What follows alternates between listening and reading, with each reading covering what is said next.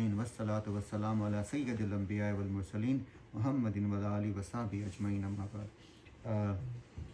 آج سورہ بینہ ہم نے لاسٹ ٹائم سمجھنے کی کوشش کی تھی، اس کے بعد جو نیکسٹ سورہ ہے جزء عامہ میں وہ سورہ زلزلہ ہے، اور آج سورہ زلزلہ کو اپنی طرف سے کوشش کرتے ہیں سمجھنے کی۔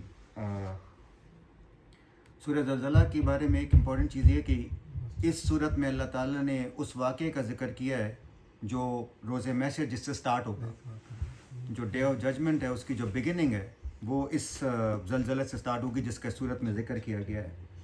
اور احادیث شریف میں ان میجر سائنس کا ذکر کیا گیا ہے کہ جو روز محشر کے سٹارٹ ہونے سے پہلے ہونے ہیں۔ تو پہلے صورت کی ڈیٹیل میں جانے سے پہلے ایک کوئک سا اوور ویو کر لیتے ہیں ان 10 میجر سائنس کا کہ جو جن کی اکرنس ہوگی اس روز محشر کے سٹارٹ ہونے سے پہلے۔ سب سے پہلا جو، اور میجر سائنس سے پہلے مائنر سائنس کیا ہیں، کچھ مائنر سائنس روز محشر کے جو آ چکے ہیں، جو آنے ہیں۔ حضور صلی اللہ علیہ وسلم کی ولادت، حضور صلی اللہ علیہ وسلم کے جو آخری رسول سے کا آنا ہے وہ بھی ایک مائنر سائن ہے۔ حضور صلی اللہ علیہ وسلم کے آنے کے بعد جو ہے پھر یہ روز محشر ہوگا۔ جو دنیا میں زندگی ہے وہ مشکل ہو جائے گی، انصاف جو ہے وہ کم ہو جائے گا، ناانصافی زیادہ ہوگی، ظلم زیادہ ہو جائے گا۔ تو مائنر سائنس تو دیکھ رہے ہیں ہم لوگ اپنے آس پاس جو ہے۔ جو میجر سائنس ہے وہ 10، اس میں سب سے پہلا جو میجر سائن ہے وہ امام مہدی کا ظہور ہے۔ امام مہدی کا ظہور جو ہے تو وہ کہتے ہیں کہ یہ مکہ میں ان کا ہوگا، مطلب یہ ہوں گے عرب پیننسولا سے ان کا تعلق، وہاں پہ ہی ہوں گی ان کی ولادت، اور پہلے یہ مکہ میں ہوں گے۔ اور شروع میں کہتے ہیں کہ ان کی لائف میں ہی would not be that pious a Muslim. ایک رات میں اللہ تعالیٰ ان کو ہدایت دیں گے اور پھر وہ ہی وڈ کنورٹ انٹو اے پائس مسلم۔ اور مکہ میں یہ ہوں گے، اور مکہ میں جو اس وقت کے جو بادشاہ ہیں ان کی وفات کے بعد ان کے جو 3 بیٹے ہیں ان کے بیچ میں جنگ شروع ہو جائے گی تخت کے لیے، بادشاہت کے لیے۔ تو وہ اس چیز سے بچنے کے لیے یہ مکہ سے ہجرت کر کے مدینہ کی طرف آ جائیں گے، اور مدینہ میں جب آئیں گے تو ان کے ساتھ کچھ لوگ وہاں سے مدینہ میں آئیں گے اور ان کے ہاتھ پہ بیعت کریں گے، اور ان کو جو ہے تو مطلب یہ ایکسیپٹ کر لیں گے کہ یہ امام مہدی ہے جس کا حضور صلی اللہ علیہ وسلم کی احادیث میں ذکر ہے۔ سیریا میں اس وقت کچھ مسلمانوں کا گروہ ایسا ہوگا کہ جو ایگری نہیں کریں گے کہ یہ امام مہدی ہے، وہ یہ بولیں گے کہ یہ فالس امام ہے، اور وہ پھر ایک مسلمانوں کا لشکر لے کر آئیں گے مکہ کی طرف ان پہ حملہ کرنے کے لیے۔ اور جب وہ مکہ کے قریب پہنچیں گے تو جو زمین ہے وہ ان کو سوالو کر دے گی، اللہ تعالیٰ کی مہربانی سے وہ زمین ان کو سوالو کر دے گی۔ تو ایک میجر جنگ یہ ہوگی ان کے ساتھ، مطلب مسلمانوں کے ساتھ ہی، اور پھر اس کے بعد رومنز کے ساتھ ایک بہت بڑی جنگ ہوگی۔ امام مہدی کے لشکر مسلمانوں کی سربراہی امام مہدی کر رہے ہوں گے، اور رومنز کے ساتھ، اور اس میں بہت سارے مسلمان جو ہیں وہ شہید ہوں گے۔ لیکن الٹیمیٹلی جنگ جو ہے امام مہدی کی سربراہی میں مسلمانوں کی ہوگی، اور اس کے بعد جو ہے امام مہدی کی سربراہی میں دنیا میں امن اور انصاف کا نظام جو ہے وہ قائم ہو جائے گا۔ تو ایک میجر انسیڈنٹ جو ہے جس سے یہ روز محشر کی جو باقی والے ایونٹس ہیں وہ سٹارٹ ہوں گے، وہ پہلا والا یہ ہے۔ اب جب یہ امام مہدی کا نظام جو ہے وہ دنیا میں نازم ہو جائے گا یا رائج ہو جائے گا، اس کے بعد پھر دجال کی آمد جو ہے وہ سیکنڈ جو ہے وہ میجر ایونٹ ہے۔ دجال اینٹی کرائسٹ جو آ کے یہ کلیم کرے گا کہ پہلے وہ یہ کلیم کرے گا کہ میں حضرت عیسیٰ علیہ السلام ہوں، اور ان کے جو اپیرنس ہے وہ خراسان کے علاقے سے ہوگی، افغانستان اور ایران کا جو سراؤنڈنگ ایریا وہاں سے ہوگی، اور سب سے پہلے ان پہ جوز جو ہیں وہ بلیو کریں گے، اور اس کے بعد کرسچنز بلیو کریں گے۔ اب دجال کے بارے میں بھی کافی ساری احادیث ہیں حضور صلی اللہ علیہ وسلم کی۔ اس میں ایک حدیث یہ ہے کہ حضور صلی اللہ علیہ وسلم نے فرمایا ہے کہ ہر پیغمبر نے اپنی قوم کو دجال کے بارے میں وارن کیا ہے، ہر پیغمبر نے، اور میں وہ آخری پیغمبر ہوں جو اپنی قوم کو دجال کے بارے میں وارن کر رہا ہوں، اور اس سے بڑا فتنہ اور اس سے بڑی کلیمٹی کبھی کسی نیشن پہ نہیں آنی۔ دجال کا جو حلیہ ہے اپیرنس، اس کی ایک آنکھ جو ہے چھوٹی ہوگی، ایک آنکھ ڈیمیج ہوگی، وہ جو آپ نے اکثر تصویروں میں دیکھا بھی ہوگا کہ ایک آنکھ ڈیمیج ہوگی، اور ماتھے پر پیشانی پہ اس پہ کافر کا لفظ لکھا ہوگا۔ اور حدیث شریف میں ہے کہ وہ تمام مسلمان جو کہ پڑھے لکھے ہیں، جو کہ ان پڑھ ہیں، ان سب کو یہ نظر آئے گا کافر کا ورڈ جو ہے اس کے ماتھے پہ لکھا ہوا۔ کہتے ہیں کہ سٹبی سی اس کی شخصیت ہوگی، مطلب سٹبی سے اس کی جسمانیت ہوگی، اور کرلی ہیئر ہوں گے اس کے، اور یہ دنیا کے ہر علاقے اور ہر گاؤں میں جائے گا سوائے 2 سٹیز کے، مکہ اور مدینہ۔ اس کے علاوہ تمام جگہوں پہ جائے گا۔ حدیث شریف میں حضور صلی اللہ علیہ وسلم فرماتے ہیں کہ مکہ اور مدینہ کی طرف آنے والے تمام راستوں پہ اللہ تعالیٰ نے اپنے فرشتے کھڑے کیے ہوں گے۔ تو یہ ان 2 سٹیز کے علاوہ he would room around every where in the world. اور اس کا جو سٹے ہے ارتھ پہ وہ 40 دن کا ہوگا. لیکن 40 دن میں جو پہلا دن ہے it would be equal to an year. جو مطلب تمام 40 دنوں کی ڈیوریشن ایک جیسی نہیں ہوگی. پہلے دن کی ڈیوریشن جو ہے would be equal to an year. Second دن کی ڈیوریشن جو ہے would be equal to a month.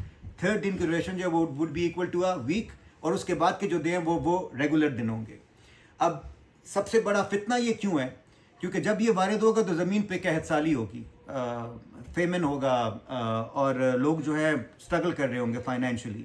اور یہ لوگوں کو جائے گا اور لوگوں کو معجزے دکھائے گا. پہلا معجزہ یہ دکھائے گا کہ یہ اوپر سے بارش برسوائے گا, زمین پر سے پھل اور پودے اور فروٹ نکلنے شروع ہو جائیں گے, اور لوگ پھر اس کی کرامات دیکھ کر اس پہ بلیو کرنے شروع. مطلب ایمان کی حفاظت کرنا اس کی موجودگی میں بہت مشکل ہوگا. ایک تو ڈپریسنگ حالات ہوں گے, ڈیسپریٹ ہوں گے لوگ, اور اس ڈیسپریٹ حالات میں یہ معجزے دکھائے گا. تو ایمان کی حالت کی حفاظت کرنا بہت مشکل ہوگا. دوسرا یہ کرے گا کہ مردہ لوگوں کو زندہ کرے گا. مطلب ایک بندے کو جا کے بولے گا کہ اگر میں تمہارے پیرنٹس کو دوبارہ زندہ کر دوں تو کیا تم مجھ پہ بلیو کرو گے؟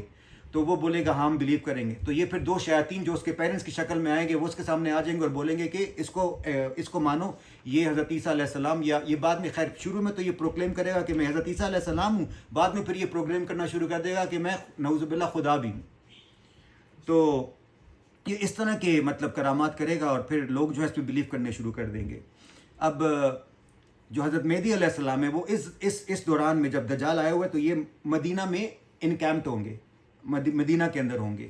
وہ اور ان کے جو فالوور جو بلیورز ہیں وہ آپس میں میٹنگ کریں گے اور وہ ایک مشورہ کرنے کے بعد یہ بولیں گے کہ اب ہم کو جا کے اس کا مقابلہ کرنا چاہیے. تو وہ بیٹل کی تیاری کرتے ہیں دجال کے ساتھ. اور جب وہ بیٹل کی تیاری کرتے ہیں تو صبح کا وقت ہوتا ہے اور ایک دم فجر سے پہلے کا ایک دم اندھیرا ہو جاتا ہے. اور اندھیرا کے بعد جب روشنی ہوتی ہے تو حضرت عیسیٰ علیہ السلام کا نزول ہوتا ہے وہاں پر. اور حضرت عیسیٰ علیہ السلام کا جب نزول ہوتا ہے تو اس وقت فجر کی نماز کے لیے اقامہ ہو گیا ہوتا ہے. اور مہدی علیہ السلام نماز پڑھانے کے لیے کھڑے ہوتے ہیں. جب حضرت عیسیٰ علیہ السلام کو دیکھتے ہیں تو وہ ان کو دعوت دیتے ہیں کہ آپ آ کے نماز پڑھیں. تو حضرت عیسیٰ علیہ السلام ان کو بولتے ہیں کہ نہیں یہ آپ پڑھائیے گا, اور پھر حضرت عیسیٰ علیہ السلام ان کے پیچھے نماز پڑھتے ہیں. اس کے بعد جب نماز پڑھ کے یہ مدینہ سے باہر نکلتے ہیں تو دجال جب حضرت عیسیٰ علیہ السلام کو دیکھتا ہے تو وہ میلٹ کرنے لگتا ہے اور ان سے بھاگنے لگتا ہے. تو حضرت عیسیٰ علیہ السلام جاتے ہیں, اس کے پیچھے تعاقب کرتے ہیں, اور ایک حدیث میں ہے کہ یا تو کلہاڑی سے یا پھر سوٹ سے اس کو مارتے ہیں تاکہ لوگ اس کو مرتے ہوئے دیکھیں اور ان کو یقین ہو جائے کہ یہ خدا نہیں ہے.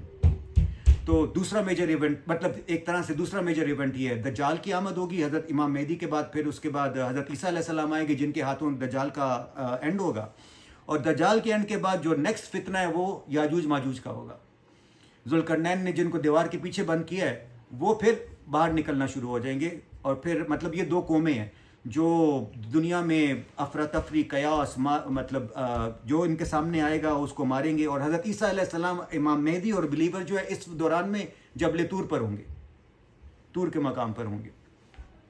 اور ان لوگوں نے مطلب دنیا میں ایک قتل و غارت کا نظام جو ہے وہ چل رہا ہوگا یاجوج ماجوج کی وجہ سے.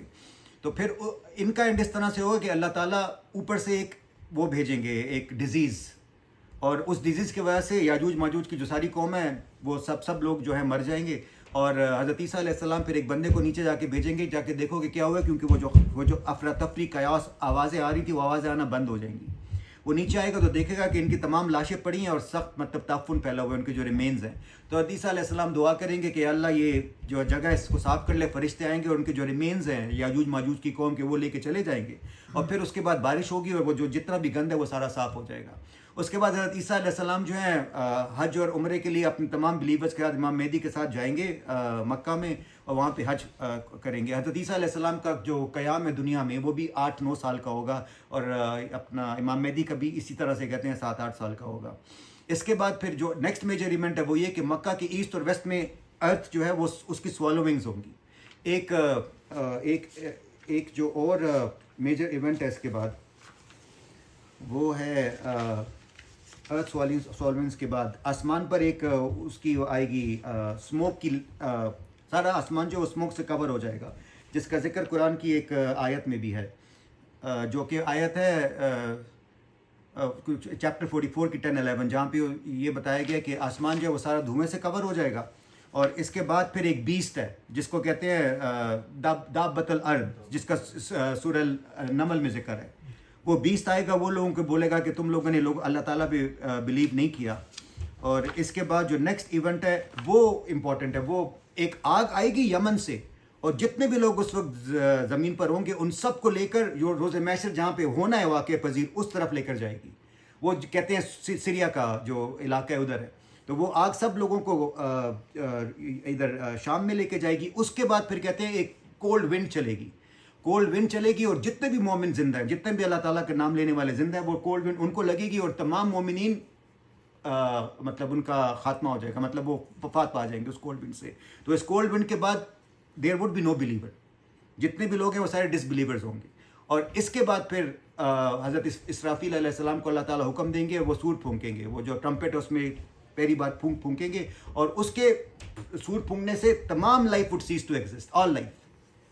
اور اس کے بعد پھر یہ ہوگا کہ اللہ تعالیٰ آسمان سے ایک پانی بھیجیں گے, وہ پانی پھر نیچے زمین میں جائے گا, اور جتنے بھی لوگ دفن ہیں ان کی دوبارہ سے ریزریکشن ہوگی, باڈیز کی, ان کی باڈی کی تشکیل دوبارہ سے ہوگی. اور باڈی کی تشکیل کے بعد پھر حضرت اسرافیل علیہ السلام دوسری بار سور پھونکیں گے, اور پھر اس کے بعد ان کی جو باڈیز بنی ہیں ان میں روح واپس ڈال دی جائے گی. اور روح واپس ڈالنے کے بعد پھر روز محشر کا سٹارٹ ہوگا اس زلزلے کے ساتھ, جس کا اس صورت میں ذکر ہے. تو یہ کچھ میجر ایونٹس ہیں جو کہ مطلب روز محشر پر روز محشر سے پہلے واقع پذیر ہوں گے. اور اس سورج کا جو مغرب سے نکلنا ہے, سورج کا مغرب سے نکلنا بھی ہے, بالکل ایک میجر سائن وہ بھی ہے.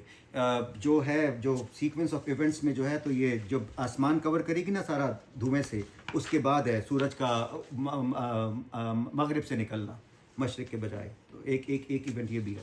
اچھا, اس صورت میں اور پچھلی صورت میں ریلیشن شپ کیا ہے, کنیکشنز کیا ہے؟ پچھلی صورت کے اینڈ میں دو لوگوں کا ذکر کیا تھا, ان الذین کفروا ان الذین آمنوا وعملوا الصالحات. ان الذین کفروا من اہل الکتاب والمشرکین, ان کی ڈیسٹینیشن کیا تھی؟ فی نار جہنم. اور جو ان الذین آمنوا تھے وعملوا الصالحات, جو نیک عمل کرتے تھے, ان کی ڈیسٹینیشن کیا تھی؟ جنت. تو وہاں پہ ان دو گروپس کا فائنل ڈیسٹینیشن بتا دی گئی تھی کہ ان کا اینڈ کہاں پہ ہوگا. یہ صورت بتاتی ہے کہ اس صورت اس اینڈ کی بگننگ کیسے ہوگی, تو ایک کنیکشن یہ وہاں پہ یہ تھا کہ فائنل ڈیسٹینیشن کیا ہوگی لوگوں کی, اور یہاں پہ یہ کہ وہ جو سفر ہے آخری والا اپنی الٹیمیٹ ڈیسٹینیشن کی طرف, اس کا آغاز کیسے ہوگا. اب اس صورت کا جو نزول ہے اس میں اس نے ایک 3 کویسچنس کو ایڈریس کیا تھا مشرکین کے. مشرکین جو ہے یا وہ لوگ جو ڈے آف ججمنٹ بلیو نہیں کرتے, وہ یہ کہتے تھے کہ یہ زمین اور آسمان جو اسٹیبل نظام ہے ہمارے ارد گرد, یہ ختم کیسے ہو سکتا ہے, اس کو ختم مطلب کیسے ہوگا. وہ ان کو یہ ان لوگوں کو بات اس پہ ان کو مطلب بلیف نہیں تھا. دوسرا وہ یہ کہتے تھے کہ اگر یہ ختم ہو بھی گیا تو یہ جو ہم لوگ ایکشنز کر رہے ہیں اس دنیا میں, جو ہمارے اعمال ہے, وہ ریکارڈ کون کرے گا, ریکارڈ کرنے والا کون سا ہے کہ جس کی بیسس پہ ہم کو سزا یا جزا دی جائے گی. اور تیسرا پھر وہ یہ کہتے تھے کہ اگر ایکشن ریکارڈ ہو بھی رہے ہیں تو ہمارے انٹرمیڈیریز ہیں جن کی ہم پوجا کرتے ہیں, وہ ہمارے بہاف پر اللہ سے کیا بولتے ہیں شفاعت کریں گے اور ہمارے گناہ معاف ہو جائیں گے. تو یہ 3 کنسرنس تھے. روز محشر کیسے ہو سکتا ہے, یہ زمین اور آسمان سٹیبل ہیں, میں ہماری جو اعمال ہے ان کا اکاؤنٹ کیسے رکھا جائے گا, اور اگر اکاؤنٹ رکھا بھی جائے تو ہمارے جو انٹرمیڈیٹریز ہیں, جو ہمارے بت ہیں جن کو ہم پوچھتے ہیں, وہ ہماری شفاعت کریں گے. ان 3 کویسچنس کو اس صورت میں ایڈریس کیا گیا ہے. اب جو پہلی ورس ہے اس صورت کی وہ ہے اذا زلزلت الارض زلزالہا. اب اذا کا مطلب کیا ہے؟ when. اذا refers to something that's going to happen in future. 2 word ہیں, ایک اذا ہے اور ایک از ہے. is something مطلب is بھی is when something is referred to that happened in the past. اور اذا کا مطلب something that is going to happen in future. تو اللہ تعالیٰ بولتے ہیں اذا when جس کا مطلب ہے کنڈیشنالٹی نہیں ہے, this is going to happen, right. when زلزلت الارض. اب زلزلہ میں سلیبلز کتنے ہیں؟ 2. ذل اور ضلع, وہ سلیبلز ریپیٹ ہوئے ہیں نا, ذل ہے اور ضلع, اور بیچ میں ایک توقف ہے. اسی طرح کا ایک اور ورڈ وسوسہ ہے, اسی طرح کا ایک اور ورڈ فدمدم ہے, فدمدم علیہم ربہم بذنبہم فسواہا. اب اس طرح کے ورڈز میں تکرار ہوتی ہے الفاظ کی, سلیبلز ریپیٹ ہو رہے ہیں نا, اور جب تکرار ہوتی ہے الفاظ کی تو اس کا مطلب یہ ہے کہ تکرار ان میننگ بھی ہے. جیسے وسوسہ ہے, اب وسوسہ کا مطلب یہ ہے کہ شیطان آئے گا, وسپر کرے گا, جائے گا اور پھر دوبارہ آ جائے گا, ریپیٹڈلی ہوتا رہے گا. اب زلزلہ میں جو कोर वर्ड है, जो की वर्ड है जिससे जलजला बना है वो जल्ला का है, और जल्ला का मतलब ये है कि स्लिप, टू स्लिप। तो अब जलजला का मतलब क्या हुआ? To be continuously slipping, slip होंगे संभलेंगे, फिर स्लिप होंगे संभलेंगे, फिर स्लिप होंगे फिर संभलेंगे। तो इज़ा ज़ुलज़िलतिल अर्दो, when that earthquake would happen, and where would that happen? अर्द, इस जमीन पर। इज़ा ज़ुलज़िलतिल अर्दो ज़िलज़ालहा। अब एक तो रेपिटेशन उस ज़िलज़ला के वर्ड में भी है ना, ज़लज़ला, जिसका मतलब है वो कंटिन्यूसली होता रहेगा, फिर वो वर्ड दोबारा रिपीट हुआ है, इज़ा ज़ुलज़िलतिल अर्दो ज़िलज़ालहा, जिसका मतलब जिसके एंड में हा का वर्ड यूज़ किया, ज़िलज़ालन नहीं है। अब हा जो है वो प्रोनाउन है, जो रेफर कर रहा है पिछले वाले नाउन को। ज़िलज़ालहा से पीछे नाउन क्या था? अर्द। तो ज़िलज़ालहा when it will shake। अब यहाँ पे जो it प्रोनाउन है वो किसको रेफर कर रहा है? अर्थ को। So when the earth is going to finally shake, अब यहाँ पे जो हा का वर्ड है उसकी बहुत सारी implications हैं। एक implication तो ये है कि अल्लाह ताला ने इस अर्थ को तश्कील दिया था इस काम के लिए कि जब रोज़े मैचर हो तो इट शेक्स, और यहाँ पे वर्ड क्या है? The earth shake, it shakes. इसका मतलब है इंटायर अर्थ वुड शेक। ये फाइनल जिलजिले और जो आजकल जिलजिले आते हैं उसमें फ़र्क क्या है? जो आखिरी डे ऑफ जजमेंट में जलजला आएगा और जो आजकल जलजले आते हैं उसमें फ़र्क क्या है? जो आजकल आते हैं वो रीजनल होते हैं। ये इंटायर अर्थ वुड शेक। तो अल्लाह ताला ने ज़मीन को इस पर्पज़ के लिए बनाया कि on the day of judgement it will shake, right. दूसरी इम्प्लीकेशन ये है हा से कि अल्लाह ताला को अर्थ ने प्रॉमिस किया था कि जब डे ऑफ जजमेंट होगा तो I will shake, and earth is eager to shake on that day of judgement because it can not bear the burden of the sins that are buried inside it. जैसे food poisoning होती है ना, तो क्या होता है? You throw up. तो earth is holding since inside it and it is waiting for that day to happen, ताकि जो कुछ भी अंदर है वो सारा बाहर आ जाए। It is waiting for those burdens to be unloaded, right. तो दूसरा मतलब एक इम्प्लीकेशन तो ये है ना कि entire earth would shake, because अर्थ का वर्ड है तो सारी दुनिया शेक हो रही है। कोई ऐसा खित्ता नहीं होगा जो हिले बगैर रह ना सके। दूसरी अभी जो मैंने बात की वो ये कि अर्थ हैज़ मेड अ प्रॉमिस, जिसका मतलब ये है कि फाइनल डे पे it would shake and it is ईगरली waiting for that day to happen, ताकि वो जितना भी बोझ है वो निकल जाए। और तीसरी इम्प्लीकेशन ये है इसकी कि मुझे भूल गई।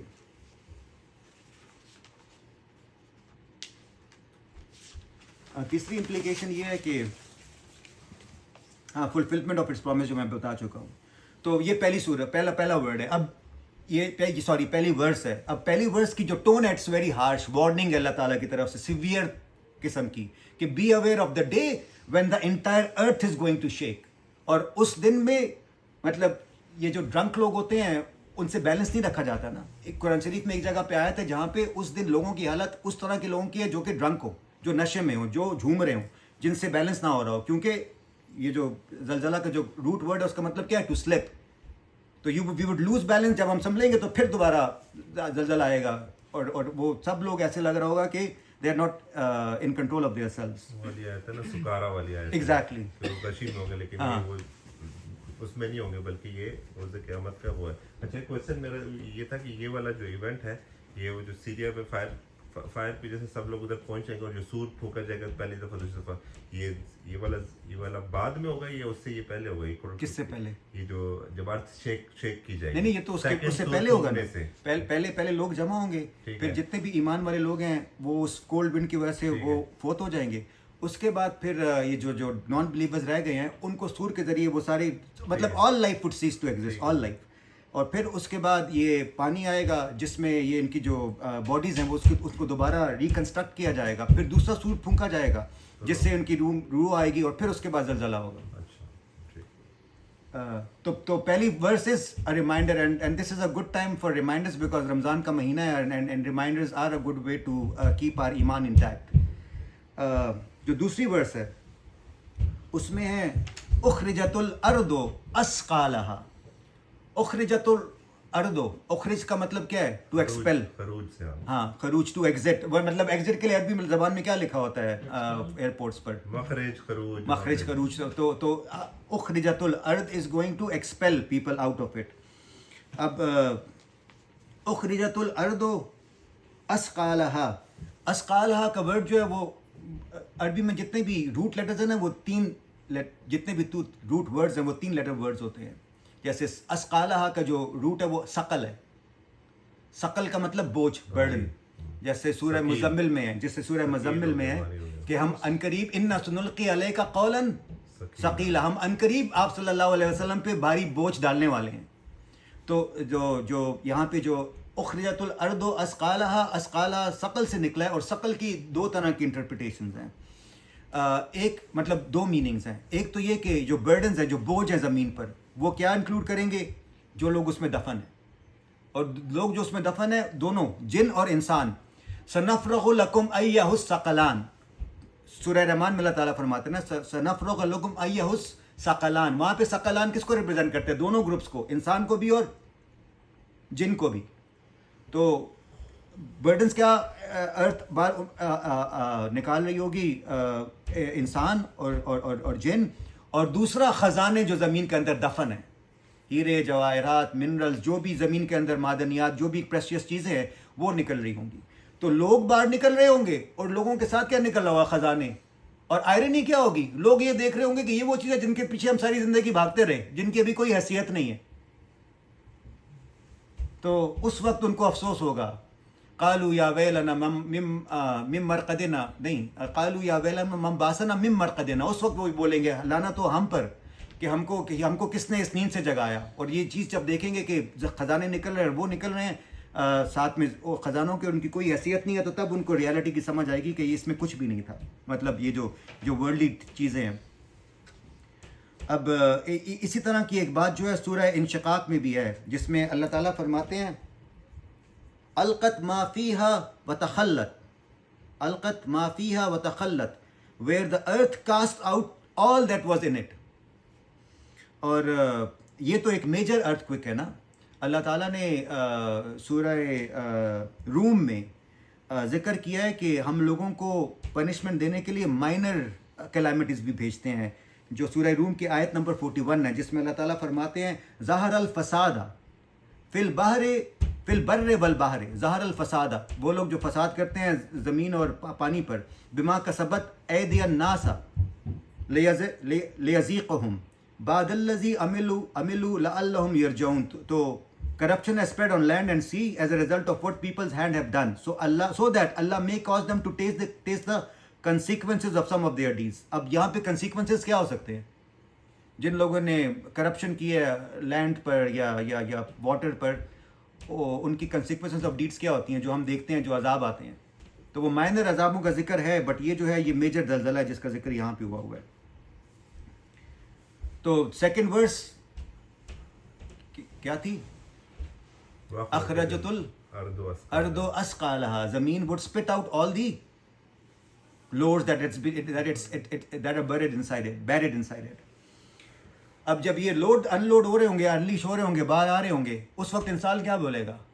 وقال الانسان ما لها، وقال الانسان ما لها. انسان بولے گا کہ what is happening، یہ ہو کیا رہا ہے، ہم کو ہماری نیند سے جگایا کس نے؟ they would be in a state of shock کہ یہ ہمارے ارد گرد کیا ہو رہا ہے. اب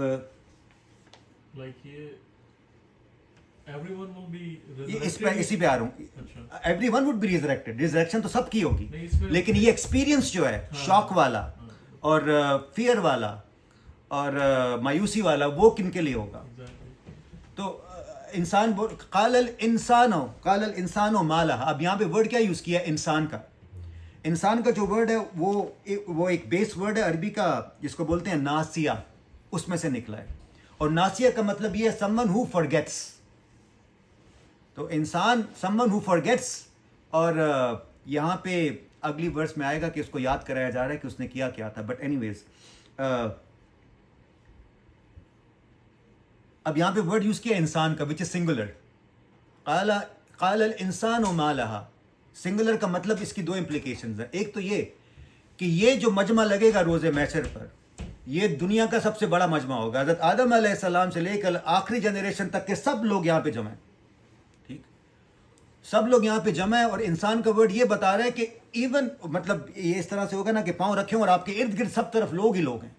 اس ہجوم میں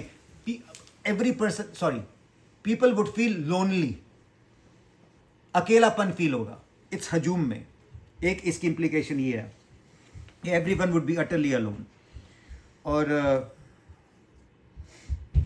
دوسری یہ ہے کہ ہر کسی کو اپنی فکر ہوگی. وہ جو بولتے ہیں نا نفس نفسی کا عالم ہوگا. یا حضور صلی اللہ علیہ وسلم کی حدیث نہیں تھی جس میں وہ لوگ جو ہیں پیغمبروں کے پاس جائیں گے, پہلے حضرت آدم علیہ السلام کے پاس جائیں گے کہ روز محشر کو سٹارٹ کریں. ایک جیسے ایگزام سے پہلے والی انگزائٹی نہیں ہوتی کہ یہ کب سٹارٹ ہوگا, تو روز محشر والی انگزائٹی لوگ کہیں گے کہ یہ کب سٹارٹ ہوگا. تو یہ میں کیوں بول رہا تھا, ہاں نفس نفسی کے اس کانٹیکس میں کہ نفس نفسی ہوگی, ہر بندے کو صرف اپنی فکر ہوگی. اب جو آپ نے بات کی تھی نا, یہ ان کے لیے ہوگا کہ جو اللہ تعالیٰ میں بلیو نہیں کرتے تھے, جو متقی اور پرہیزگار نہیں تھے. جو متقی اور پرہیزگار لوگ ہیں ان کی فیلنگ کیا ہوگی؟ اچھا, جو متقی اور پرہیزگار نہیں تھے, جو ڈس بلیور تھے یا جو شرک کرتے تھے, جو اللہ تعالیٰ پہ ایمان نہیں لاتے تھے, وہ کیا بولیں گے؟ قالو یا ویلنا. یا ویلنا کا مطلب کیا ہے؟ لانا تو ہم پر. قالو یا ویلنا, اپنے آپ کو کوس رہے ہوں گے اس دن. قالو یا ویلنا مم باسنا مم مرقدنا, ہم کو اس نیند سے کس نے جگایا؟ ان کے منہ سے یہ لفظ نکل رہے ہوں گے. اور جو متقین ہیں وہ کیا بولیں گے؟ ھذا ما وعد الرحمن وصدق المرسلون, ہمارے رب نے اپنے وعدے کو آج کے دن پورا کر دیا. اب یہ جو لونلینس والی فیلنگ ہوگی, یہ جو گریف والی فیلنگ ہوگی, فیئر والی فیلنگ ہوگی, یہ کن کے لیے ہوگی؟ کہ جو اللہ تعالیٰ میں بلیو نہیں کرتے, جنہوں نے اللہ تعالیٰ کی حکم عدولی کی ہے. متقین کے لیے اللہ تعالیٰ کیا فرماتے ہیں؟ الاخلاء یومئذ بعضهم لبعض عدو الا المتقین. الاخلاء یومئذ بعضهم لبعض عدو, اس دن دوست نہیں رہیں گے بلکہ ایک دوسرے کے عدوً دشمن ہوں گے. ایکسپٹ المتقین, ایکسپٹ فار متقین. جو متقین لوگ ہیں, جو پائس لوگ ہیں, جو گاڈ فیئرنگ لوگ ہیں, وہ ان کی جو ریلیشن شپس ہیں, جو بردرہڈ ہے, جو رشتہ داریاں ہیں, وہ سب اس دن انٹیکٹ ہوں گی. this feeling of loneliness would not be there. تو مطلب اس لیے کہتے ہیں نا کہ اپنے ارد گرد نیک لوگوں کے صحبت ہے وہ اختیار کریں, کیونکہ جب آپ اٹھائے جائیں گے تو ان کے ساتھ اٹھائے جائیں گے جن کی صحبت میں آپ رہتے ہیں. تو یہ جو مالہا والا فیلنگ ہے یہ ان کے لیے ہوگا کہ جو کہ فالو نہیں کرتے تھے اللہ تعالیٰ کے احکامات کو. پھر وہ ایک بار اللہ تعالیٰ قرآن شریف میں ملٹیپل جگہوں پہ اللہ تعالیٰ فرماتے ہیں کنڈیشنز کے ساتھ, پری کنڈیشنز کے ساتھ, وَلَا خَوْفٌ عَلَيْهِمْ وَلَا هُمْ يَحْزَنُونَ. پہلے کنڈیشن آتی ہے اور پھر اس کے بعد کہتے ہیں کہ یہ وہ لوگ ہیں جن کو نہ کوئی خوف ہوگا اور نہ وہ غمگین ہوں گے. تو نہ ان پہ کوئی فیئر ہوگا اور نہ ان کو کوئی غم ہوگا اس دن. مطلب ایک چیز ہے نا, ایک چیز ہے کہ خطرے کا ہونا اور خطرے کو فیل کرنا. خطرے کا ہونا اور خطرے کو فیل کرنے میں ڈفرنس کیا ہے؟ مطلب فار ایگزامپل جب آپ کسی رائڈ پہ جاتے ہیں نا تو انسان کو ڈر محسوس ہوتا ہے کہ میں جا رہا ہوں پتہ نہیں کیا ہوگا, لیکن ایسا کوئی خطرہ نہیں ہوتا. 99.9% کیسز میں ایسا کوئی خطرہ ہوتا نہیں ہے. تو اس دن انگزائٹی تو ہوگی لیکن ان پہ کوئی خوف نہیں ہوگا, ان پہ کوئی خوف نہیں ہوگا. جیسے ایک بچی ہے نا, وہ ایک سانپ سے کھیل رہی ہے, یا ایک بچہ ہے وہ سانپ سے کھیل رہا ہے, خطرہ تو ہے لیکن اس کو فیل نہیں ہو رہا. جو دیکھ رہے ہیں, جو سمجھتے ہیں کہ یہ ہے, ان کو نظر آئے گا کہ یہ خطرناک ہے. تو اس دن ان کو خوف فیل ہوگا لیکن ان کے لیے کوئی خطرہ ہوگا نہیں. اللہ تعالیٰ نے فرمایا کہ ولا خوف علیہم ولا ہم یحزنون. تو جو متقین ہوں گے, جو پائس ہوں گے, جو صدیقین ہوں گے, جو صابرین ہوں گے, جو شاکرین ہوں گے, اللہ تعالیٰ کا وعدہ ہے کہ اس دن ان کو نہ خوف ہوگا نہ وہ غمگین ہوں گے. اور پھر جو نیکسٹ ورس ہے وہ ہے یومئذ تحدث اخبارہا. یومئذ تحدث اخبارہا. کنڈیشنز کیا تھی؟ مطلب سورت کے شروع میں میں نے کیا بولا تھا کہ جو مشرکین تھے ان کے کنسرنز کیا تھے؟ مطلب disbelief on day of judgment میں. پہلی کہ ختم کیسے ہوگا, ختم کیسے ہوگا؟ اللہ تعالیٰ نے فرما دیا پہلی ورس میں کہ زلزلہ آئے گا اور زلزلہ آنے کے ساتھ تمام چیزیں باہر نکلیں گی. دوسرا کنسرن کیا تھا کہ اگر آ بھی گیا تو ہمارے ایکشنز کا ریکارڈ کیسے رکھیں گے, اکاؤنٹ کیسے ہو گئی. اب یہاں پہ اللہ تعالیٰ اس کنسرن کا جواب دے رہا ہے, یومئذ تحدث اخبارہا, یہ وہ دن ہے. یومئذ, یوم کس کو بولتے ہیں؟ دن کو. اذن کا مطلب کیا ہے؟ وین. اس دن جب تحدث ہو. تحدث کا ورب جو ہے وہ اس کا مطلب یہ ہے کہ خبر, مطلب انفارمیشن دینا. اب تحدثوں کا ایک ورڈ جو ہے, اچھا سوری ادھر جانے سے پہلے, یومئذ پہلی ورڈ جو تھی اس میں تھا اذا زلزلت الارض زلزالہا, ادھر صرف اذا تھا. یہاں پہ یومئذ ہے, جو وارننگ ہے اس کی ٹون مزید سیویئر ہو گئی ہے. یومئذ, وہ دن جب تحدثوں کا ورڈ جو ہے وہ نکلا ہے حدث سے, اور اس کا مطلب یہ ہے کہ ایک ایسی چیز کی یاد دہانی کرانا کہ جو پاسٹ میں ہو چکی ہے لیکن بھول چکے ہیں لوگ. جیسے بچپن میں آپ کو کبھی والدہ کے ساتھ بیٹھیں یا اپنی دادی کے ساتھ بیٹھیں تو وہ آپ کو کوئی واقعہ سنائیں کہ بچپن ہی ہوا, اور بندہ بولے ہاں یہ تو ہوا تھا. تو اس دن تحدث ہو, اس دن وہ واقعے بتائے جائیں گے انسان کو کہ جو اس نے پاسٹ میں کیے, اور ان کی یاد دہانی کرائی جائے گی. اب یہاں پہ چوائس آف ورڈ جو ہے وہ انٹرسٹنگ ہے. یہاں پہ ورڈ کیا یوز کیا ہے؟ تحدث. خبر دینے کا یا انفارمیشن دینے کے لیے الگ ورڈ. دوسرا ورڈ کیا ہے؟ نبا, جو نبی سے نکلا ہے. فرق کیا ہے تحدث اور نبا میں وہ انفارمیشن کہ جو ریویلیشن کے بغیر نہیں مل سکتی, اسی لیے انبیاء کو نبی کہتے ہیں, کیونکہ وہ جو کچھ ہم کو بتا رہے ہوتے ہیں وہ ہمارے نالج میں نہیں ہوتا, ڈیوائن نالج ہوتا ہے. اور تحدث وہ انفارمیشن جو ماضی میں آپ کو پتہ تھی لیکن آپ بھول چکے ہیں, تو وہ تمام چیزیں جو ہے انسان کو یاد دہانی کرائی جائے گی. تحدث و اخبارہا, اور یہ تحدث و اخبارہا یہ کون بتائے گا؟ زمین. ارتھ جو ہے it would be speaking about deeds of the people that they have done. اب کچھ علماء کا کہنا یہ ہے کہ یہ جو تحدث و اخبارہ ہے یہ لٹرلی وربل ہوگا, یا تو اللہ تعالیٰ کو بتا رہی ہوگی یا کمپلین کر رہی ہوگی کہ ان لوگوں نے زمین پر اس دن یہ کیا. تو اللہ تعالیٰ اس دن سرخروئی عطا فرمائے, اللہ تعالیٰ اس دن رسوائی سے بچائے, اللہ تعالیٰ اس دن نامہ اعمال دائیں ہاتھ میں عطا فرمائے, اور یہ جو دن ہیں برکت والے اللہ تعالیٰ ان سے فائدہ اٹھانے کی توفیق عطا فرمائے. نماز پڑھ لیتے. کوسچن جو میرا تھا کہ وہ جو توبہ کا دروازہ ہے, ہاں وہ بند کب ہوتا ہے؟ وہ میرے خیال میں اس میں سے ایک ایونٹ ہے جب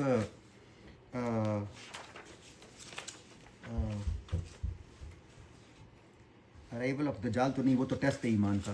یاجوج ماجوج بھی نہیں, وہ تو ختم ہو گیا نا. وہ تو میرے خیال میں ہاں سورج جب شاید مغرب پرابیبلی اس میں سے کوئی ایک انسیڈنٹ ہے, سورج جب مغرب سے نکلے گا, اس میں سے کوئی ایک میجر انسیڈنٹ ہے جس کے بعد پھر توبہ قبول نہیں کی جائے گی. یہی ہے, سورج جب مغرب سے ملے گا. After this, the opportunity for repentance will be gone. After the sun sets from, after the sun not sets, after the sun rises from the west. نماز پڑھ لیتے ہیں. ریزن کیا تھا, یہ ٹریڈیشن کا لاجک کیا تھا, کیوں بھیجتے تھے عرب جو ہیں اپنے بچوں کو صحرا میں پرورش کے لیے؟ ان کے لنگوسٹکس بڑے رچ تھے. ایک تو ان کے لنگوسٹک بہت رچ تھے, بالکل. یہ جو ایک ٹرائب جو فیمس تھی فاسٹر پیرنٹشپ کے لیے, ان کا اس ٹرائب کا نام تھا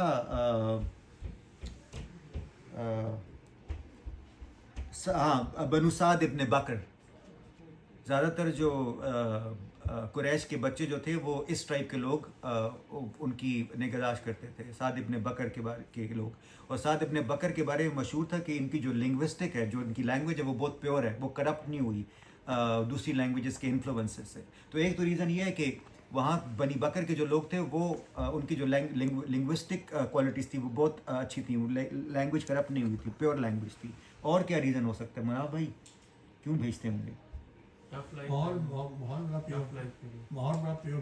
ماحول بڑا پیور تھا. ایک to get them accustomed to a tough life, ایک ریزن یہ بھی تھا کہ وہ صحرا میں جائیں گے تو وہ they would get accustomed to tough life. اور پھر دوسرا, پرانے زمانے میں انفنٹ مورٹیلٹی ریٹس بہت ہائی ہوتے تھے, اور انفنٹ مورٹیلٹی ریٹس ہائی جب ہوں تو لوگ چاہتے ہیں کہ بچے کا ایکسپوجر کم سے کم لوگوں میں ہو.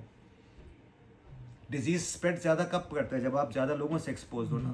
تو جب آپ آئسولیشن میں جب ہم جاتے ہیں تو اس کا بھی ایک پرپز یہ ہوتا ہے کہ ڈیزیز کا اسپریڈ نہ ہو.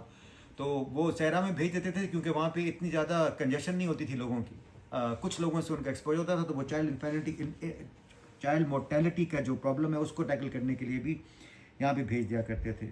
اور پھر چوتھا ریزن جو ہے دادا دادی چچا چاچی ماما مامی وہ کیا کرتے ہیں بچوں کے ساتھ بگاڑتے ہیں لاڈ پیار جو وہ زیادہ کرتے ہیں تو وہ ان کے وہ جو پیمپرنگ ہے ان کے انفلوئنس سے بھی بچوں کو بچانے کے لیے وہ بھیج دیا کرتے تھے صحرا میں بچوں کو پرورش کرنے کے لیے. اب میں پہلے بھی بولا حلیمہ سعدیہ کا تعلق کس ٹائپ سے تھا؟ ہاں جی بنی سعد ابن سعد ابن بکر سے تھا. اور حضور صلی اللہ علیہ وسلم نے اپنے بارے میں اپنے بچپن کے بارے بلکہ اپنے بارے میں ایک حدیث ہے جس میں انہوں نے کہا تھا کہ میں حضرت ابراہیم علیہ السلام کی دعا ہوں اور میں حضرت عیسیٰ علیہ السلام کی بشارت ہوں، خوشخبری ہوں. حضرت ابراہیم علیہ السلام نے دعا کی تھی نا کعبہ بنانے کے بعد کہ میری پروجنی میں سے ایک رسول بھیج جو لوگوں کو اللہ تعالیٰ کی کتاب پڑھ کے سنائے، ان کو حکمت کی باتیں سکھائے. تو حضور صلی اللہ علیہ وسلم نے کہا تھا کہ میں ایک حضرت ابراہیم علیہ السلام کی دعا ہوں، دوسری حضرت عیسیٰ علیہ السلام کی بشارت ہوں. اس کا قرآن شریف میں بھی ذکر ہے کہ حضرت عیسیٰ علیہ السلام نے اپنے لوگوں کو بتایا تھا کہ میرے جانے کے بعد ایک پیغمبر آئے گا جو تم لوگوں کو آ کے کتاب پڑھائے گا اور حکمت کی باتیں سکھائے گا. تیسری بات انہوں نے یہ کی تھی کہ مجھے پالا تھا آئی واز فاسٹرڈ بائی بنو سعد ابن بکر. حضور صلی اللہ علیہ وسلم کی حدیث ہے جس میں انہوں نے یہ تین باتیں کی تھی کہ میں ابراہیم علیہ السلام کی دعا ہوں، عیسیٰ علیہ السلام کی بشارت ہوں، اور میری جو فاسٹر شپ ہے وہ ہوئی تھی بنی بکر میں سعد ابن ابی بکر میں. اب حلیمہ سعدیہ جو فاسٹر مدر ہے پروفیٹ محمد صلی اللہ علیہ وآلہ وسلم کی، جس سال حضور صلی اللہ علیہ وسلم کی پیدائش ہوئی تھی اس سال یہ لوگ فائنینشلی ٹف کنڈیشنز میں فیس کر رہے تھے. اور جیسے باقی ان کے قبیلے کے لوگ جایا کرتے تھے قریش میں بچوں کو لینے کے لیے فار فاسٹر شپ، یہ بھی جا گئے. ان کو کسی نے اپنا بچہ نہیں دیا تو ان کے پاس جو اونلی آپشن رہ گیا تھا وہ حضور صلی اللہ علیہ وآلہ وسلم تھے. اب یہ تھوڑے سی ریلیکٹنٹ تھیں حلیمہ سعدیہ کیونکہ حضور صلی اللہ علیہ وسلم یتیم تھے.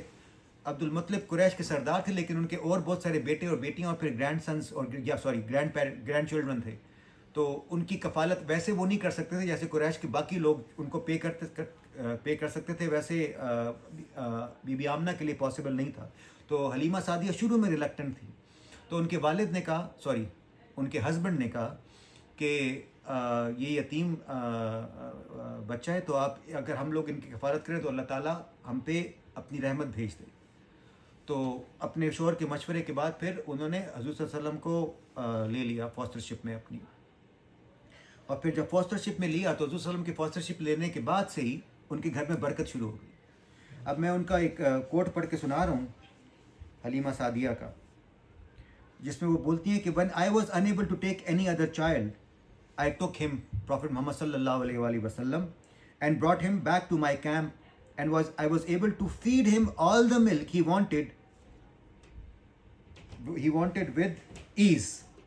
He drank until he was full as did his milk brother. تو وہ ابھی ان کا بھی بیٹا ہوا تھا تو وہ جو ان کا فاسٹر بردر تھا وہ کہہ رہی ہیں کہ ان کے لیے بھی کافی تھا اور ان کے لیے بھی کافی تھا. تو ایک تو یہ برکت، اور پھر دوسرا یہ کہ my husband then went to our old she camel. وہ she camel جو تھی وہ دودھ نہیں دیتی تھی. حضرت صلی اللہ علیہ وسلم کے آنے سے پہلے she camel دودھ نہیں دیتی تھی. تو وہ بتا رہی ہیں کہ my husband then went to our old she camel and to our surprise her udder was full of milk. اور پھر بولتی ہیں he was able to milk so much that my husband and I both drank until we were full. My husband said Halima, by Allah, I think that you have brought a blessed soul. تو حضور صلی اللہ علیہ وسلم کے ان کے گھر میں آمد کے ساتھ ہی جو ان کی مالی مشکلات تھیں وہ ختم ہو گئیں، جو فائنینشیل کرائسس تھے اس سے وہ لوگ نکل آئے. تو یوزولی یہ ہوتا ہے کہ 2 سال کے لیے رکھتے ہیں فاسٹر کیئر میں، لیکن انہوں نے جب یہ بلیسنگ دیکھی تو اس کے بعد انہوں نے حضرت آمنہ کو کنونس کر لیا کہ اس کو 2 سال کے لیے اور بھی ہم کو میرے پاس چھوڑ جاؤ. اب جب 4 سال کے تھے حضور صلی اللہ علیہ وسلم تو وہ پہلا شق صدر کا واقعہ ہوا. وہ کھیل رہے تھے، ان کی بہن جو فاسٹر سسٹر اس کا نام شیما تھا. تو شیما تھی اور حضور صلی اللہ علیہ وسلم تھے اور یہ باہر کھیل رہے تھے. تو اس وقت جبریل نیچے آئے اور انہوں نے حضور صلی اللہ علیہ وسلم کو زمین پہ لٹایا اور پھر وہ سینہ چاک کر کے تو دل باہر نکالا اور پھر اس کو آب زمزم سے دھو کے واپس دل میں رکھ لیا، مطلب سینے میں رکھ لیا. تو یہ وہ پہلا اوپن ہارٹ سرجری تھی ایک طرح سے ہسٹری کی. تو وہ کہتے ہیں اس میں ایک وہ تھا اسپاٹ تھا, بلیک اسپاٹ تھا, وہ انہوں نے صاف کر دیا. اب جب بچوں نے یہ واقعہ دیکھا کہ لوگ آئے ہیں, مطلب ایک شخص آئے اور انہوں نے لٹا دیا, تو وہ گھبرا کے انہوں نے جا کے اپنی والدہ کو بتایا کہ یہ واقعہ ہوا ہے. بٹ یہاں پہ ایک تھوڑی دیر کے لیے پاز لیتے ہیں. حضور صلی اللہ علیہ وسلم کی ایک حدیث ہے جس میں وہ کہتے ہیں کہ جیسے ہی جب بچہ پیدا ہوتا ہے نا تو شیطان اسٹارٹس پرکنگ دا چائلڈ. وہ کہتے ہیں اس وجہ سے بچہ وہ روتے ہوئے پیدا ہوتا ہے, اور پیدائش کے ساتھ ہی شیطان جو ہے وہ وسوسوں کا کام جو ہے وہ شروع کر دیتا ہے. تو جو شیطان کی انفلوئنس ہوتے ہیں وہ بچپن سے ہی آنے شروع ہو جاتے ہیں, بڑی عمر میں جا کے مینیفیسٹ کرنے شروع کرتے ہیں, لیکن بچپن سے ہی ہوتے ہیں. تو وہ جو شیطان کے انفلوئنس سے جو بلیک اسپاٹ تھا وہ جبریل علیہ السلام نے آ کے صاف کر دیا تھا زمزم کے پانی سے دھو کر. دوسرا حضور صلی اللہ علیہ وسلم نے بولا تھا کہ ہر بندے کے ساتھ ایک شیطان ابلیس نے مقرر کیا ہوتا ہے. اس کا نام کیا ہوتا ہے؟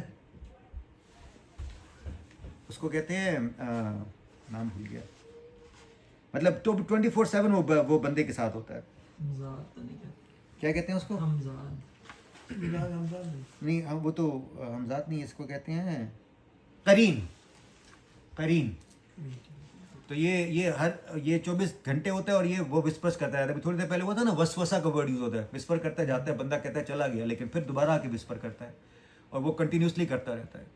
تو حضور صلی اللہ علیہ وسلم نے بولا تھا کہ ہر بندے کے ساتھ ایک قرین ہوتا ہے جو 24/7 ان کے ساتھ ہوتا ہے. اور صحابہ کرام نے پوچھا کہ کیا یا رسول اللہ آپ کے ساتھ بھی ہے؟ انہوں نے کہا میرے ساتھ بھی ہے, لیکن اللہ تعالیٰ نے اپنی رحمت سے اس کو مسلمان کر دیا, تو اب وہ مجھے وسوسے نہیں بلکہ مطلب وسوسے نہیں کر ڈالتا میرے ذہن میں. تو مطلب وہ واحد شخصیت جن کا قرین شیطان نہیں رہا وہ حضور صلی اللہ علیہ وسلم کے لیے تھا. اب قیامت کے دن جب روز محشر ہوگا نا اور جب سب حساب کتاب ہو جائے گا تو شیطان لوگوں کو بولے گا کہ تم سے اللہ تعالیٰ نے پرومس کیا تھا اور تم سے میں نے بھی ایک پرومس کیا تھا, لیکن میں نے تم لوگوں کو دھوکہ دیا, اور اس کا ذمہ دار میں نہیں ہوں, اس کے ذمہ دار تم ہو, کیونکہ میرا کام صرف وسوسہ ڈالنا تھا, میرا کام صرف بہکانا تھا, اور تم لوگوں کے پاس ول تھی جس کے ذریعے تم میرے وسوسوں کو کے خلاف پروٹیکشن کر سکتے تھے.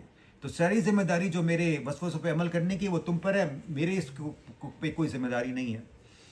تو وہ تزکیہ نفس میں ہوتا بھی ہے کہ جو برے خیالات آتے ہیں, جو ٹیمپٹیشنز ہوتی ہیں, بندہ اس پہ قابو پاتا ہے. تو بہرحال یہ شق الصدر کا جب واقعہ ہوا تو بچوں نے جا کے اپنی والدوں کو بتایا کہ اس طرح کا انسیڈنٹ ہوا تھا, تو وہ نیچرل سی بات ہے, شی گاٹ ورڈ کہ پتہ نہیں کیا ہو گیا ہے. تو اس کے بعد پھر انہوں نے ان کی کسٹوڈین شپ واپس بی بی آمنہ کو دے دی. تو بی بی آمنہ کے ساتھ حضور صلی اللہ علیہ وسلم صرف 2 سال رہے, 4 سال کے تھے جب بی بی آمنہ کے پاس واپس آ گئے, اور اس 2 سال میں کوئی زیادہ ریکارڈڈ ایونٹس نہیں ہے. صرف ایک ایونٹ ریکارڈڈ ہے جس میں یہ تھا کہ بی بی آمنہ ان کو جب حضور صلی اللہ علیہ وسلم 6 سال کے تھے تو ان کو یثرب لے گئی. یاد ہے ہاشم کی شادی کہاں پہ ہوئی تھی؟ مدینہ میں. اور پھر اس کے بعد وہ پیلسٹائن گئے تھے, وہاں پہ فوتگی ہو گئی تھی, لیکن عبد المطلب شیبہ پیدا کہاں پہ ہوئے تھے؟ مدینہ میں. پھر ان کے چاچا ان کو مطلب جو ہیں وہ ان کو مکہ لے کر آئے تھے. تو بی بی آمنہ جو ہے وہ ان کو مدینہ لے کر گئیں. اس میں بھی اللہ تعالیٰ یہ کوئنسیڈنٹ تو نہیں تھا, اللہ تعالیٰ کی پلاننگ کا پارٹ تھا کہ وہاں پہ جب حضور صلی اللہ علیہ وسلم ہجرت کر کے جائیں تو ان کے لیے پہلے سے لوگ ہوں موجود ان کو ریسیو کرنے کے لیے. اب جب یہ ادھر وہاں پہ لے کر گئیں تو ان کا انتقال مدینہ میں ہوا. وہاں پہ ایک وادی ہے جس کا نام ہے ابوا, یہ ان کی خادمہ تھیں حضور صلی اللہ علیہ وسلم کی اور ام ایمن, تو انہوں نے ان کو بیری کیا تھا حضرت آمنہ کو. کہاں پہ؟ ابوا میں.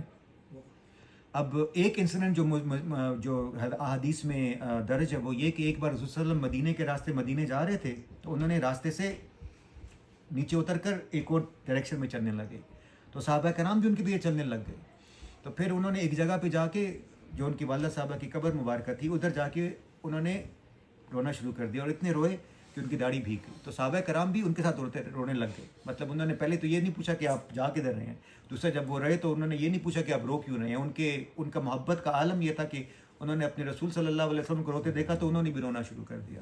بعد میں پھر حضور صلی اللہ علیہ وسلم نے بتایا کہ میں نے اللہ تعالیٰ سے اجازت مانگی تھی کہ میں اپنی والدہ کی جو قبر مبارک ہے ان کو وزٹ کرنا چاہتا ہوں, اللہ تعالیٰ نے مجھے اجازت دے دی. شروع میں منع تھا, مطلب اس حکم سے پہلے منع تھا گریو پہ جانا, لیکن اس کے بعد پھر حضور صلی اللہ علیہ وسلم نے کہا کہ گریوز پہ جاؤ کیونکہ اس سے انسان کو موت کی یاد آتی ہے. تو یہاں سے پھر وہ یہ قبر پہ جانے کا جو ہے تو وہ جو روایت ہے وہ مطلب جو اجازت ہے وہ ہم کو بھی ملی. اب اس سے یہ ظاہر ہوتا ہے کہ رسول اللہ کو اپنی والدہ ماجہ سے محبت کتنی تھی کہ انہوں نے خاص اللہ تعالیٰ سے اجازت مانگی اور پھر وہ ان کے قبر پہ جا کے انہوں نے حاضری دی. تو بس ایک یہی انسیڈنٹ بی بی آمنہ کے بارے میں ریکارڈڈ ہے حضور صلی اللہ علیہ وسلم کے ساتھ جو انٹریکشن تھی. اس کے بعد پھر جب وہ 6 سال کے تھے، جب والدہ ماجدہ فوت ہو گئیں، تو حضرت ان کے دادا نے عبد المطلب نے ان کی نگہداشت کا ذمہ بیڑا اٹھا لیا. اور دادا کے بارے میں بھی کوئی زیادہ ایونٹس ریکارڈڈ نہیں ہے، صرف 2 ریکارڈڈ ہیں. ایک یہ ہے کہ یہ قریش کے چیف تھے اور کعبہ کے سامنے ان کے لیے جگہ تھی جہاں پہ یہ بیٹھا کرتے تھے، اور صرف ان کو بیٹھنے کی اجازت تھی اور کوئی نہیں بیٹھ سکتا تھا. تو حضور صلی اللہ علیہ وسلم ایک بار آ کے اس جگہ پہ بیٹھ گئے جو حضرت عبد المطلب کے لیے مختص تھی. تو ان کے چچاؤں نے ان کو کہا کہ یہاں پہ مت بیٹھو، اجازت نہیں ہے. تو پھر عبد المطلب نے منع کیا کہ نہیں، اس کو بیٹھنے دو. تو اس سے ظاہر ہوتا ہے کہ ان کا حضور صلی اللہ علیہ وسلم کے لیے محبت دل میں بہت زیادہ تھی. ایک یہ انسیڈنٹ ہے. دوسرا انسیڈنٹ جو ہے وہ یہ ہے کہ ایک بار حضور صلی اللہ علیہ وسلم کے جو چچا ہیں ان کے اونٹ کچھ گم ہو گئے. تو انہوں نے اونٹوں کو ڈھونڈنے کے لیے حضور صلی اللہ علیہ وسلم کو بھیج دیا، کیونکہ انہوں نے دیکھا تھا کہ یہ بچہ جو کام کرتا ہے تو اللہ کی رحمت سے وہ کام پورا ہو جاتا ہے. تو انہوں نے اس بچے کو بھیج دیا اونٹوں کے لیے، اور وہ کافی دیر تک واپس نہیں آئے. تو جب حضرت عبد المطلب کو پتہ چلا تو وہ بہت برہم ہوئے اپنے بیٹوں پر، اور پھر انہوں نے کہا کہ آج کے بعد سے میں اکیلا تم لوگوں کو ان کی تحویل میں نہیں چھوڑوں گا. تو یہ 2 انسیڈنٹ ہیں جس سے حضور صلی اللہ علیہ وسلم کی دادا کی محبت ظاہر ہوتی ہے ان کے لیے. 8 سال کے تھے تو جب وہ فوت ہو گئے دادا، اور اس کے بعد پھر انہوں نے تحویل جو ہے وہ سپورٹ کر دی ہاں ان کے چچا کے، جو آخری جو نیکسٹ 50 سال تک ان کی زندگی میں بہت امپورٹنٹ رول رہا. اب ایک چیز جو ہے وہ یہ کہ بچپن اگر آپ دیکھیں نا حضور صلی اللہ علیہ وسلم کا تو بہت سخت رہا ہے. والد پہلے فوت ہو گئے پیدائش سے، والدہ فوت ہو گئیں، پھر اس کے بعد دادا فوت ہو گئے. تو جو سرکمسٹانسز تھے بچپن کے حضور صلی اللہ علیہ وسلم کے بہت ٹف تھے. تو اس میں اللہ تعالیٰ کی حکمت کیا تھی اس تمام ٹرموائل سے گزارنے کی؟ میں تمہاری نگہداشت میں ہماری پرورش. ایک تو وہ سورہ دعا میں اللہ تعالیٰ نے کہا بھی ہے to get him علم prepared. یجد کا یتیمن فآویٰ. جب آپ صلی اللہ علیہ وسلم یتیم تھے تو حضور صلی اللہ علیہ وسلم کی نگہداشت جو اللہ تعالیٰ خود سے کر رہے تھے. ایک تو یہ بات ہے کہ کوئی یہ نہ بولے کہ اس نے اس کا کلیدی امپورٹنٹ رول ہے. اللہ تعالیٰ نے ایک طرح سے نگہداشت کا خود سے بندوبست کیا. حضور صلی اللہ علیہ وسلم کا جیسے حضرت موسیٰ کے لیے کیا تھا، حضرت موسیٰ کے لیے بھی انہوں نے اللہ تعالیٰ نے انتظام کیا تھا ان کی نگہداشت کا، اس طرح حضور صلی اللہ علیہ وسلم کے لیے بھی کیا. اور کیا آپ کچھ کہہ رہے تھے؟ پریپیئر ہونا. کہہ رہا تھا کہ آنے والی مشکلات کے لیے پریپیئر ہو جائیں، ان کو پریپیئر کرنے کے لیے جو حضور صلی اللہ علیہ وسلم کی رسالت میں جو واقعات آئیں گے ان کے لیے پریپیئر کرنا. پھر یتیموں کے لیے دل سافٹ ہونا. ایگزیکٹلی، یتیموں کے لیے دل سافٹ ہونا. انہوں نے کیونکہ وہ تمام سرکمسٹانسز دیکھے تھے تو حضور صلی اللہ علیہ وسلم کی حدیث بھی ہے کہ جنت میں وہ شخص جس نے یتیم کی رکھوالی کی وہ میرے ساتھ ایسے ہوگا. تو اور پھر ایک چیز یہ کہ وہ بچے جو کہ سخت کنڈیشن میں بڑے ہوتے ہیں وہ میچور جلدی ہو جاتے ہیں. مطلب پاکستان جب ہم لوگ بات کرتے ہیں نا کہ پاکستان کے بچے اور ہمارے بچے وہ ہاتھوں میں کھلائیں گے ان کو، کیونکہ ان کو جو آسائشیں یہاں میں میسر ہیں زیادہ تر بچوں کو پاکستان میں نہیں ہے. تو ایک ریزن یہ بھی تھا کہ وہ ان کی میچورٹی جو تھی وہ زیادہ جلدی آ گئی تھی. اب حضرت ابو طالب کے ساتھ ایک انسیڈنٹ ہم سب نے پڑھا بھی تھا اپنی اسلامیات کی کلاسوں میں پاکستان میں، جنہوں نے اسکولوں سے پڑھا ہے، کہ وہ ایک بار سریا جا رہے تھے اپنے چچا کے ساتھ، اور راستے میں ان کو ایک عیسائی راہب ملا. نام کیا تھا اس کا؟ عیسائی راہب ملا. یاد ہے نا وہ والی اسٹوری جو ہم لوگوں نے بچپن میں پڑھی ہے؟ کیا نام تھا اس کا؟ جس نے کہا تھا کہ نبی ہیں، یہ نبی ہیں. مار کے رکھیں. ہاں واپس لے جاؤ ایسا کچھ تھا. ہاں اس کا نام تھا بحیرہ. تو وہ جو حدیث ہے یا وہ جو روایت ہے وہ کچھ کتابوں میں ہے، سنن الترمذی میں ہے اور باقی کچھ میں، لیکن اس میں پرابلمس بہت سارے ہیں. اب اس میں کہتے ہیں کہ حضور صلی اللہ علیہ وسلم کے ساتھ کون کون تھے؟ ابو طالب، حضرت ابو بکر صدیق رضی اللہ عنہ اور حضرت بلال رضی اللہ عنہ. ٹھیک. اب اگر اس راہب نے ان کو کھانے میں بلا کے کہا تھا کہ یہ بچہ جو ہے یہ رسول بنے گا آگے چل کر، تو پھر وہ سرپرائز والا فیکٹر سمجھ میں نہیں آتا نا. مطلب تو فطرت تو حضرت صلی اللہ علیہ وسلم کے نالج میں ہوتا کہ میں نے رسول بننا ہے. جب وہ اوپر جاتے تھے اور حضرت جبریل علیہ السلام پہلی جب آیت لے کر آئے تھے تو he was in state of shock, اور حضرت خدیجہ کو آ کے نیچے کہا تھا کہ مجھے ڈر ہے کہ مجھے کچھ ہو جائے گا. حضرت خدیجہ نے کہا تھا کہ اللہ تعالیٰ کبھی بھی آپ کو کچھ نہیں ہونے دے گا کیونکہ آپ یہ کرتے ہیں. دوسرا یہ ہے کہ حضرت بلال رضی اللہ عنہ اس وقت تک پیدا ہی نہیں ہوئے تھے، اور حضرت ابو بکر رضی اللہ عنہ جو تھے وہ بہت چھوٹے تھے اس زمانے میں. ایک اور کرٹیک جو ہے وہ یہ ہے کہ یہ جو جیوز اور کرسچنز ہیں نا، وہ اس حدیث کو یوز کر کے کہتے ہیں کہ ان کے پاس جو نالج تھا نا ہماری کتابوں کا وہ اس وجہ سے تھا کیونکہ ان کے ساتھ ان کی انٹریکشن ہوئی تھی بچپن میں، تو وہ اس پوائنٹ کو یوز کرتے ہیں. تو اللہ تعالیٰ حضور صلی اللہ علیہ وسلم کی سنتوں پر عمل کرنے کی توفیق عطا فرمائے. اس پاک اور بابرکت مہینے کی تمام برکتیں جو ہیں ان کے ہم کو مستفید ہونے کی توفیق عطا فرمائے. ہم شریف سے سٹارٹ کر لیتے ہیں. حمزہ کچھ سنا رہے ہیں، کچھ عطا کریں. جی